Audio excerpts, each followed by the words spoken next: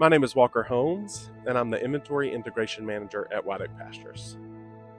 I wear a lot of hats at White Oak Pastures. So I'm over inventory, IT, quality control, order control, and data analytics. So I have a very broad reach as far as working with my colleagues, but on a day-to-day basis, for the most part, kind of just troubleshooting problems and analyzing data and kind of trying to find some answers that'll be useful to help us make decisions moving down the road for the company.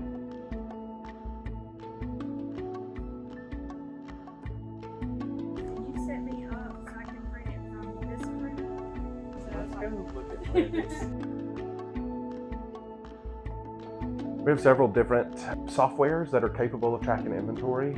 Everything moves in and out of our primary inventory software, but then that is duplicated in another software, so we have redundancy. It tracks the whole spectrum, the lot traceability, all the way from the harvest to finished goods. You never know when something's going to break or when something's going to need your attention. When things go awry, it's not anything that we can plan for. So I think the most important part is the recovery, how you handle it. I think it's important to be very calculated in your approach. You have to think through all the possible scenarios so then you can make the best decision to kind of cater to those needs. With the nature of my job and all the different hats that I wear, it is not unusual for me to be found in any building here at any time. If they don't need me for inventory purposes, they might need me for data, or they might need me for IT issues.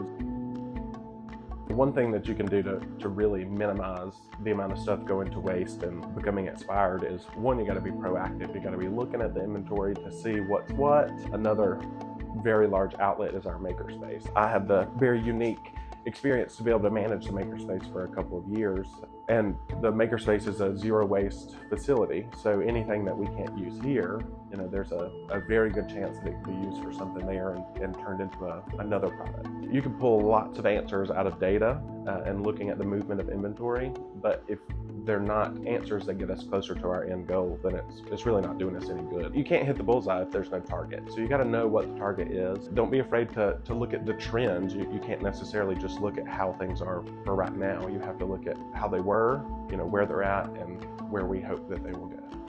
This is what hard work and persistence will get you. I started visiting when I was in high school in 2014, and I just fell in love with the place immediately.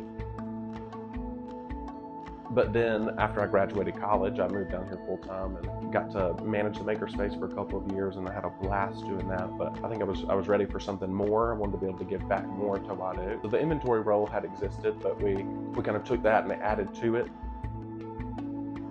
Love my job, and it's just continued to grow and kind of move in the direction that works well for me, and it works well for White Oak Pastures. And I'm happy to be in a position to be able to give back to White Oak as much as I'm getting to take from White Oak.